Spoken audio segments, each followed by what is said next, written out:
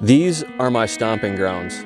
This place, this part of the country, this part of the state where I grew up in is also where I grew up as a hunter, and specifically hunting the white-tailed deer. As part of my tradition of hunting up here at the farm, I've really grown into loving the muzzleloader season because it happens in December.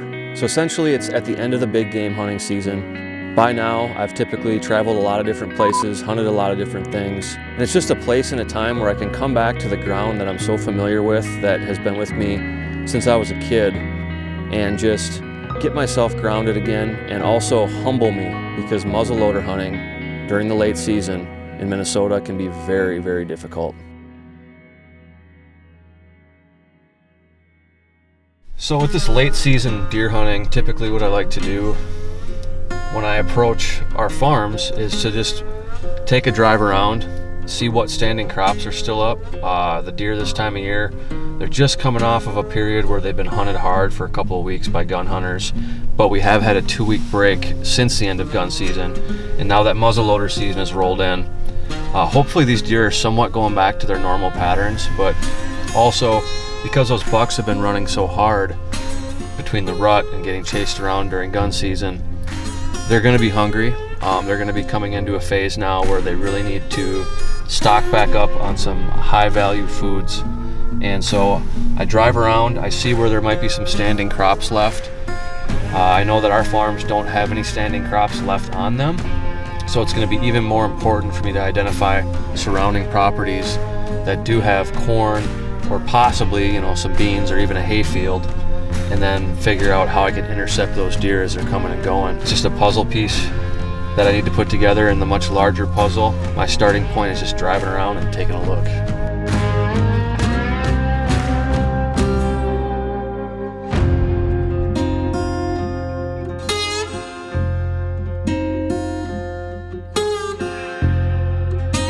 Well, it's been no shortage of deliberation the last couple of hours. I always take it real seriously when I'm going to do my first stand sit, so I've really spent a lot of time looking at how everything's working up here right now with the lay of the land and the food sources and tracks, and talked to my uncle to get some information from him from bow season. And I looked at HuntStand to check out the wind direction for the next 2 days, so I know that every single stand I sit is going to be with purpose. And the one we're going to head to right now will be the first sit of muzzleloader season, my family's farm here this year. And to say I'm stoked is a gross understatement.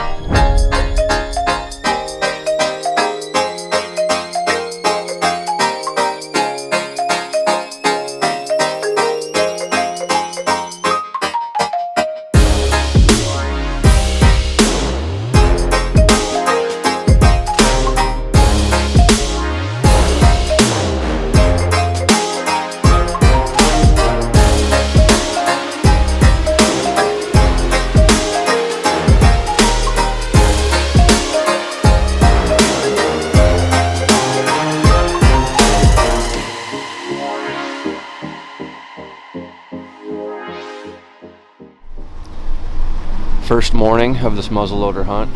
I've gone over my plan for the morning probably about a dozen times since last night.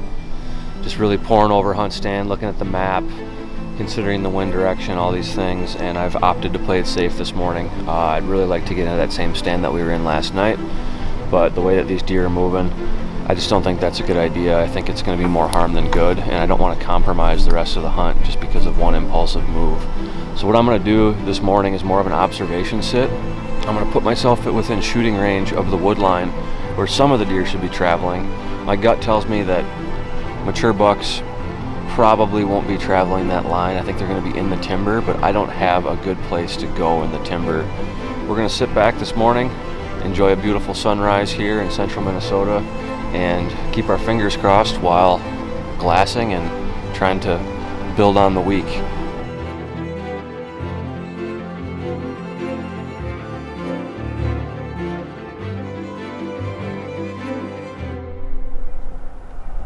I think it's really important for people, especially hunters, to develop traditions and develop those sacred places that you can go back to time after time, year after year, with special people in your life, and really just take the time to reflect on everything that might be going on in your life. And as a hunter, take the time to reflect on where hunting has brought you across the country and across the world, or the type of people that you've been able to meet because of hunting. And when you can go back to one of those sacred places, it gives you an opportunity to have that reflection and also just kind of get back to square one, get yourself grounded. And that's what this place does for me. I did my chores and made my bed 'cause I'm supposed to. Cleaned my room, obeyed my dad 'cause I'm supposed to. I raised my hand and waited my turn 'cause I'm supposed to. Everything they taught I learned 'cause I'm supposed to. I finished school at the age of 18 'cause I'm supposed to. I kept on, got a college degree 'cause I'm supposed to. This is a spot I like to call the Death Island. There's an island of trees out in the middle of this field back here, and there's a bunch of basically like CRP grass surrounding it. So I'm gonna get situated in this island, and with this muzzleloader, I'm gonna be able to sweep the entire tree line perimeter. Everything will be in range, so if a deer steps out anywhere, I should be able to get a shot. This is also the spot where I saw the biggest bodied whitetail I've ever seen in my entire life to date, and that deer haunts me. And in fact, that deer is the reason why I became so addicted to this late season muzzleloader hunting. Either way, I'm in for the long haul this evening, and the Death Island awaits.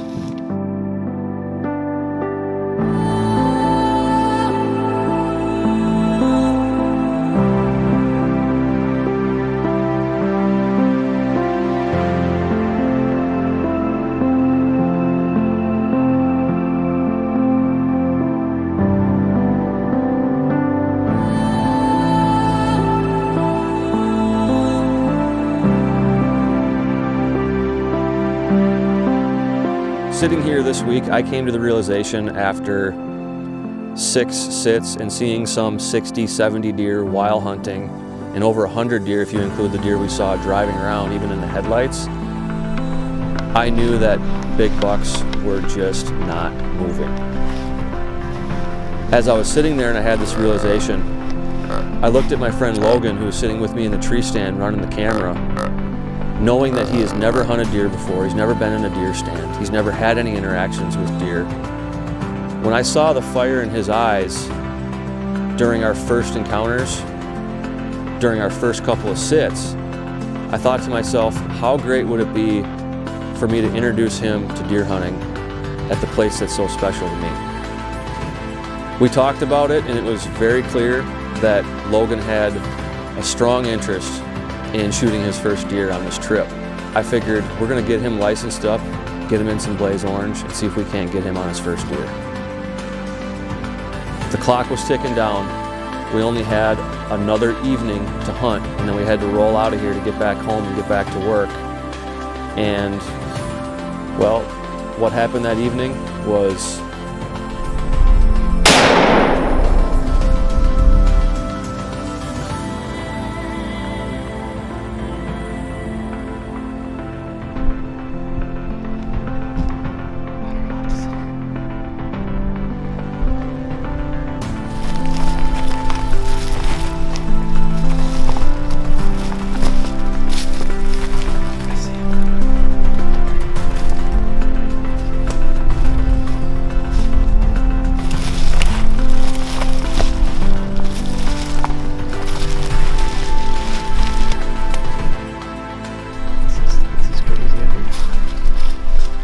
did not think that's how this trip was gonna go. I came into this like never have been on a deer hunt ever, and Sam asked me to come film it, and I was psyched because I've always wanted to go see how it's done, and turned into this is just, I think this just opened up a whole new world for me. This is crazy.